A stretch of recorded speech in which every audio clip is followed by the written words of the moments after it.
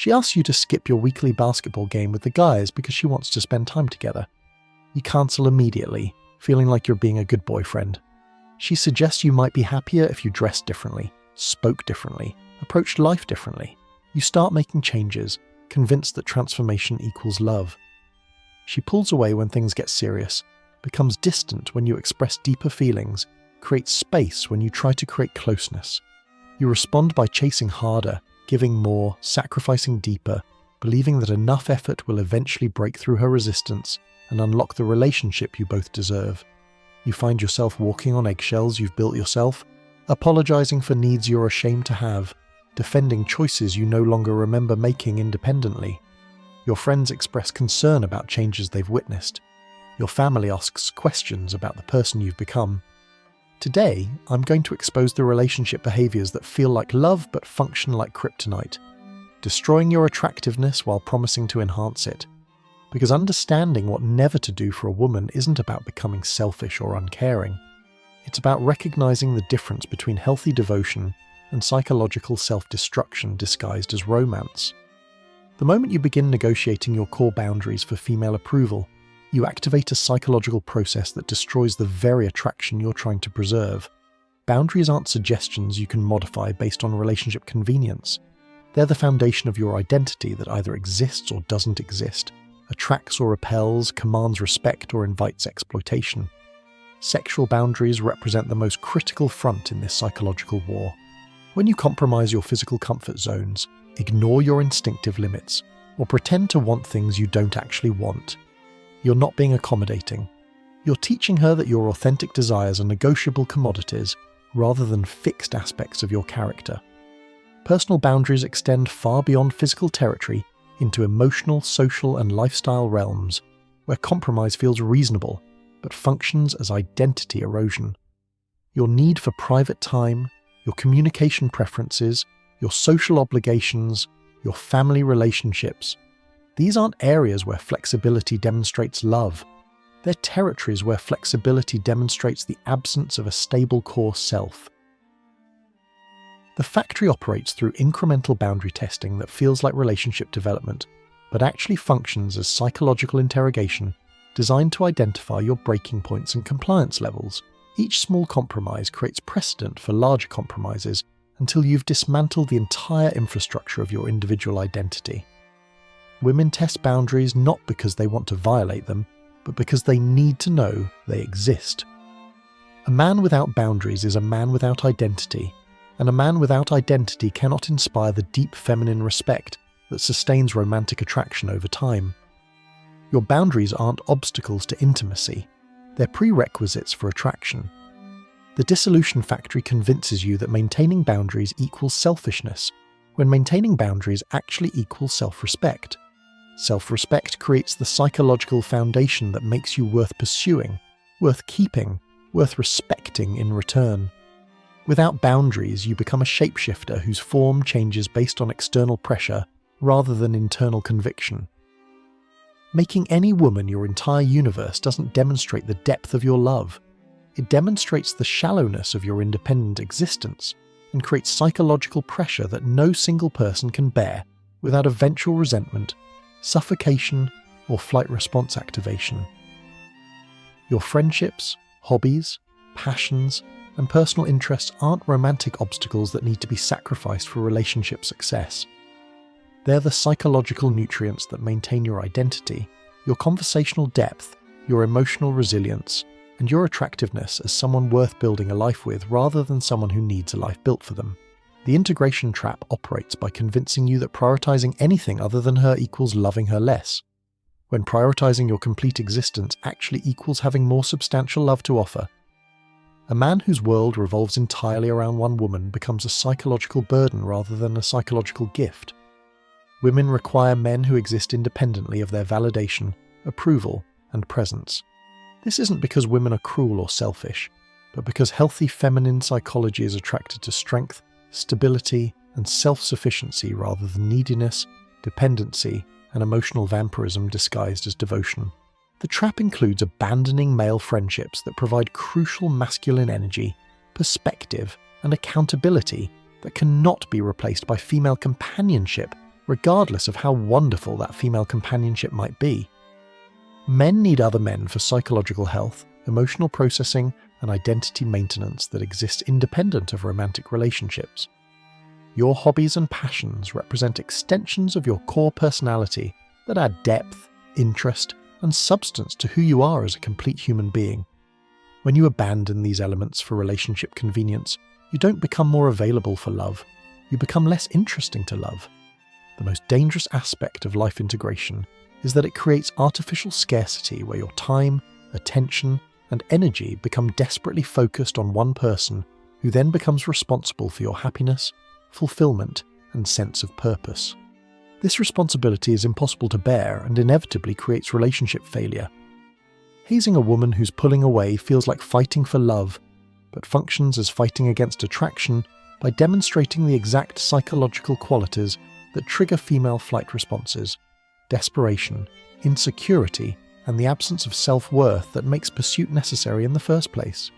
The destruction engine operates by convincing you that increased effort will eventually overcome decreased interest, when decreased interest actually signals fundamental compatibility problems that cannot be solved through determination, persistence, or emotional intensity.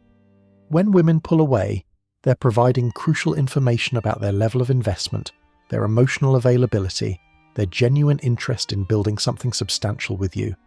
Chasing prevents you from receiving this information clearly and prevents them from processing their authentic feelings without pressure. The engine creates psychological dynamics where your increased pursuit triggers her increased withdrawal, which triggers your increased pursuit, creating escalating cycles of desperation and avoidance that destroy any possibility of genuine connection based on mutual attraction rather than one-sided obsession. Healthy relationships develop through mutual approach behaviors where both people move toward connection because connection feels naturally rewarding rather than forced, pressured, or desperate. When you're doing all the pursuing, you're in a relationship with someone who doesn't actually want to be in a relationship with you. The most counterintuitive aspect of pursuit destruction is that stopping the chase often creates space for genuine interest to emerge, while continuing the chase guarantees that genuine interest will never have room to develop naturally. Your desperation fills all available psychological space and suffocates the organic attraction that might have grown in an unpressured environment. Pursuit also signals to women that you don't believe you deserve to be chosen freely, which makes being chosen by you feel less valuable rather than more meaningful. Women want to feel like they've won something worth winning, not like they've been cornered by someone who needs them more than they want them. Attempting to fix, change, or improve a woman represents one of the most relationship-destroying behaviors disguised as one of the most loving intentions. This project mentality shifts romantic dynamics from mutual appreciation to maternal dynamics, where you become her therapist, life coach, or improvement consultant rather than her attractive partner. The headquarters operates on the fundamental delusion that you're dating potential rather than reality, future possibilities rather than current truth, imaginary versions of who she could become rather than authentic acceptance of who she actually is right now. This delusion prevents genuine intimacy, because intimacy requires seeing and loving what exists, not what could exist with enough work. Women sense immediately when you're trying to change them, and this sensing triggers deep psychological resistance, because being changed implies being inadequate as currently configured. This resistance manifests as defensiveness, resentment, and eventual rejection of your attempts to help, improve, or fix whatever you've decided needs adjustment. The transformation project creates mother-son dynamics that are sexually toxic, because sexual attraction requires seeing your partner as a complete, capable adult, rather than as a project requiring your intervention, guidance, or improvement efforts. When you position yourself as her solution, you automatically position her as your problem. These maternal dynamics destroy romantic polarity because healthy sexual tension exists between equals who challenge each other through strength rather than between caretakers who fix each other through intervention. You cannot simultaneously be someone's improvement project manager and their sexually attractive partner. The headquarters also prevents you from making accurate relationship decisions because you're constantly evaluating potential rather than reality, hope rather than truth, fantasy rather than fact. You stay in incompatible relationships because you're dating the woman you imagine she'll become, rather than the woman she actually is today. Most importantly, transformation projects represent fundamental disrespect for her autonomous right to exist, as she chooses to exist without your improvement agenda. This disrespect corrodes the foundation of mutual respect that healthy relationships require for long-term sustainability and satisfaction. Giving more than you receive, contributing more than is reciprocated, investing more emotionally, physically, and financially than your partner matches, creates psychological imbalances that destroy attraction while appearing to demonstrate love, generosity, and commitment to relationship success. The production line operates by convincing you that overgiving will eventually inspire reciprocal giving, when overgiving actually enables undergiving by removing any necessity for balanced contribution from your partner. You become a relationship charity case who gives because giving feels like loving, rather than because giving creates mutual investment. Overinvestment includes emotional availability that exceeds her emotional investment, physical intimacy that exceeds her physical investment, financial generosity that exceeds her financial reciprocity, and time dedication that exceeds her time commitment. These imbalances create taker-giver dynamics rather than equal partnership dynamics. Women need opportunities to contribute, serve, lead, and invest in relationships to develop genuine attachment and respect for their partners. When you overfunction in every area, you prevent her from developing investment through her own contributions and efforts. She becomes a recipient rather than a participant. The production line convinces you that your overinvestment demonstrates your value when it actually demonstrates your insecurity about your value. Secure, valuable men expect reciprocal investment because they understand that healthy relationships require mutual effort, not one-sided dedication. Overinvestment also creates resentment cycles where your excessive giving eventually produces expectations for gratitude, appreciation, or reciprocation that feel burdensome rather than natural. You begin keeping scorecards of your contributions while growing bitter about her apparently insufficient appreciation for your sacrifices. The most dangerous aspect of overinvestment is that it attracts women who enjoy receiving without reciprocating, while repelling women who want to contribute equally to mutual relationship building. You end up in relationships with takers rather than partners, because your behavior selects for taking rather than sharing. Abandoning your self-esteem, self-respect, and personal dignity for female approval creates the exact psychological conditions that make female approval impossible to obtain, because healthy women are attracted to men who maintain their value rather than men who negotiate their value based on relationship dynamics. The erosion chamber operates through countless small compromises, where you sacrifice your opinion for her opinion, your preferences for her preferences, your needs for her comfort, your identity for her approval. Each compromise feels minor individually, but collectively dismantles the strong sense of self that forms the foundation of romantic attraction. Self-worth erosion includes accepting treatment you wouldn't accept from friends, tolerating behavior you wouldn't tolerate from family, making excuses for actions you wouldn't excuse from colleagues, and rationalizing patterns you wouldn't rationalize from strangers. This differential treatment signals that romantic relationships operate by different standards than every other relationship in your life. The chamber convinces you that accommodating her mood, her demands, her schedule, her preferences at the expense of your own demonstrates flexibility and love, when it actually demonstrates the absence of a centered identity that deserves equal consideration and respect. Women cannot respect men who don't respect themselves, because self-respect provides the psychological strength necessary to maintain healthy relationship dynamics under pressure. Without self-respect, you become a people-pleaser whose approval-seeking behavior triggers the exact disapproval you're desperately trying to avoid. The erosion creates psychological dependence, where your sense of value becomes contingent on her validation rather than generated from internal sources of confidence and self-knowledge. This dependence makes you emotionally needy in ways that drain rather than energize romantic connection. Most importantly, self-worth erosion attracts women who enjoy controlling and diminishing men while repelling women who want to build with strong self-possessed partners. You end up in relationships with women who don't actually respect you, because your behavior teaches them that you're not worthy of respect. Changing who you are, your style, your opinions, your interests, your communication patterns, your life goals, to become more appealing to a specific woman represents identity suicide disguised as romantic adaptation, and guarantees relationship failure by removing the authentic personality that initially attracted her attention. The dissolution department operates by convincing you that successful relationships require continuous self-modification to meet changing female preferences, when successful relationships actually require authentic self-expression that either naturally aligns with female preferences or creates incompatibility that needs honest acknowledgement. Women fall in love with specific men who possess specific qualities, perspectives, and characteristics that feel attractive, interesting, or valuable. When you systematically alter these qualities to become someone else, you remove the foundation of original attraction and replace it with artificial compatibility that feels forced rather than natural.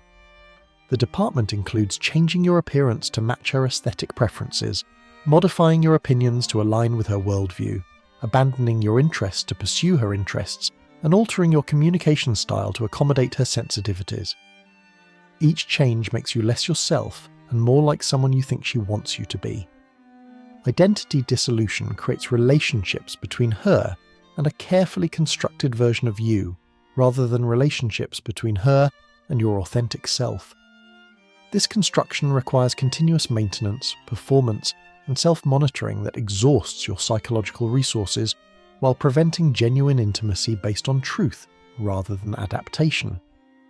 The most dangerous aspect of identity dissolution is that it trains women to expect continuous adaptation rather than accepting fixed personality traits, creating relationships where you're constantly auditioning for approval rather than being appreciated for who you naturally are. Women need to know who they're actually dating rather than dating someone who shapeshifts based on their feedback.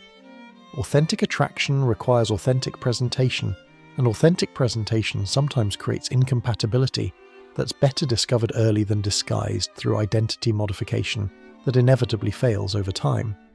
Ignoring attachment styles, relationship patterns, behavioral inconsistencies, and psychological red flags because you're focused on potential rather than reality prevents you from making informed decisions about compatibility and relationship viability based on actual evidence rather than wishful thinking. The awareness vacuum operates by convincing you to prioritize words over actions, promises over patterns, explanations over behaviors, and future commitments over present realities. This prioritization prevents accurate assessment of whether someone is actually capable of the relationship they claim to want with you. Attachment styles provide crucial information about how people approach intimacy, handle conflict, process emotion, and maintain relationships under stress. Anxious attachment creates different challenges than avoidant attachment, and secure attachment functions differently than disorganized attachment. Understanding these patterns helps predict relationship dynamics and compatibility levels. The vacuum includes ignoring behavioral evidence that contradicts verbal commitments because you want to believe that people mean what they say, rather than accepting that people reveal who they are through consistent action patterns that often contradict their stated intentions or desires. Psychological awareness requires observing how someone treats service workers, family members, friends, and ex-partners, because these relationships reveal character traits that will eventually emerge in romantic relationships once the initial charm and best behavior phases end. The vacuum also prevents recognition of manipulation techniques, emotional abuse patterns, psychological games, and control strategies that operate below conscious awareness but systematically undermine your mental health and relationship satisfaction over time. Most importantly, psychological awareness includes understanding your own patterns, triggers, blind spots, and psychological vulnerabilities that make you susceptible to specific types of manipulation or attraction to specific types of incompatible partners who repeat familiar but unhealthy relationship dynamics. If you're starting to recognize these self-destructive relationship patterns in your own dating life and want to understand the psychology behind healthy, masculine-feminine dynamics, make sure to subscribe and hit that notification bell. The behaviors I'm exposing today destroy more relationships than obvious deal breakers, but recognition is the first step toward building the kind of strong identity that naturally attracts healthy, lasting partnership. Allowing relationships to become one-sided, where you provide all the leadership, all the planning, all the emotional labor, all the financial contribution, all the effort. While she provides only presence, prevents development of mutual investment that creates lasting attachment and genuine partnership dynamics. The deficit operates by convincing you that taking care of everything demonstrates your capability and generosity, when it actually demonstrates your willingness to be in relationships with people who don't contribute equally to mutual success and happiness. Healthy women want opportunities to contribute their strengths, skills, resources, and energy to relationship building because contribution creates ownership and investment. When you handle everything, you prevent her from developing the investment that comes from giving rather than just receiving. The balance deficit includes doing all the emotional processing, conflict resolution, future planning, and relationship maintenance while she participates passively in benefits without participating actively in creation. This creates parent-child dynamics rather than partner-partner dynamics. Women need to lead in areas where they excel, contribute resources where they can afford to contribute, solve problems where their skills apply, and take responsibility for relationship outcomes rather than being passengers in relationships that men drive entirely. The deficit also prevents development of mutual respect, because respect emerges from witnessing competence, effort, contribution, and investment rather than from witnessing passive reception of benefits that someone else creates. Balanced contribution doesn't mean identical contribution, but it does mean proportional effort based on individual capabilities and resources. Both partners should feel like they're building something together rather than one person building something for someone else who appreciates the results without participating in the process.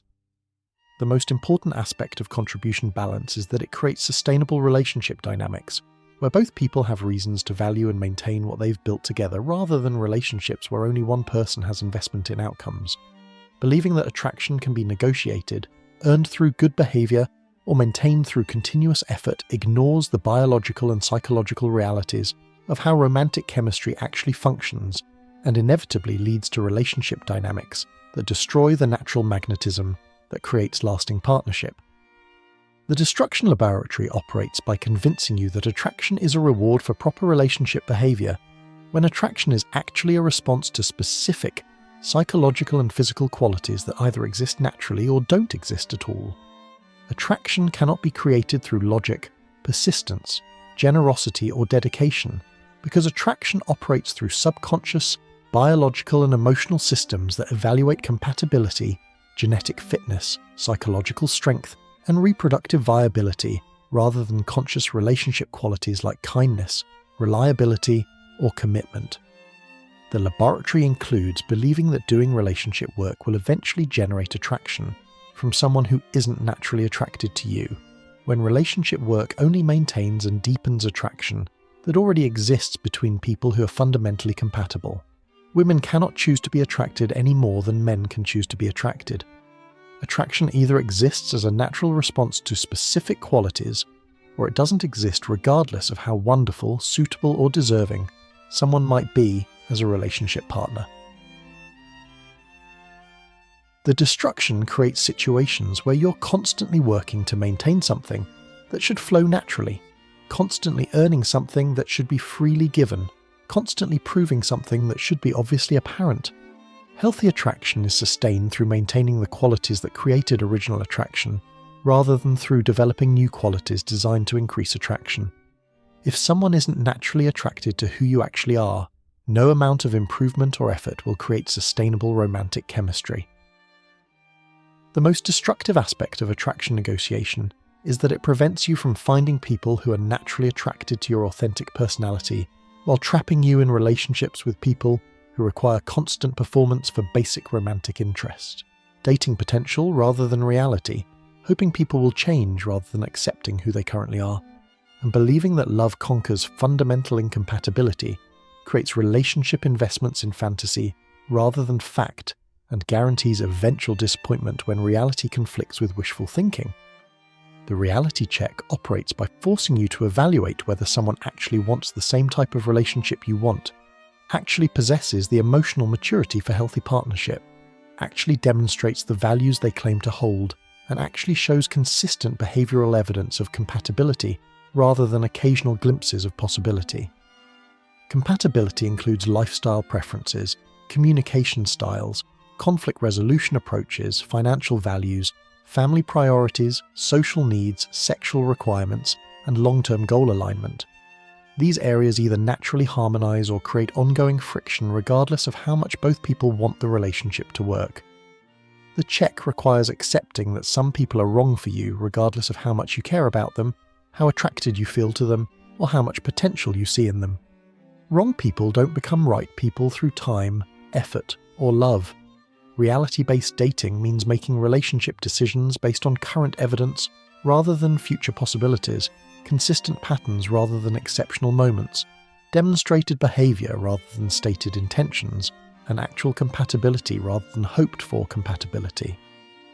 The most important aspect of compatibility reality checking is that it prevents you from wasting years trying to force relationships with people who don't naturally fit your life, your values, your goals, or your relationship style. Understanding these destructive relationship behaviors isn't about becoming selfish, uncaring, or emotionally unavailable. It's about recognizing that healthy relationships require two whole people who choose each other freely, rather than one person who sacrifices everything for someone who contributes minimally to mutual success. The woman who's right for you will appreciate your boundaries rather than testing them, respect your independence rather than resenting it, match your investment rather than expecting overgiving, and be attracted to your authentic self rather than requiring continuous modification for approval. Real love doesn't require identity dissolution, boundary abandonment, or psychological self-destruction. Real love enhances who you are rather than demanding that you become someone else. Real love reciprocates rather than just receives, contributes rather than just benefits, and grows stronger when you maintain your individuality rather than weaker when you preserve your sense of self. If this analysis of relationship-destroying behaviors has revealed patterns you hadn't recognized in your own dating life, subscribe to this channel for deeper insights into the psychology of healthy masculine-feminine dynamics. Share this video with any man who needs to understand that being a good partner doesn't mean being a doormat, and that the right woman will value your strength rather than exploit your willingness to abandon it for her approval.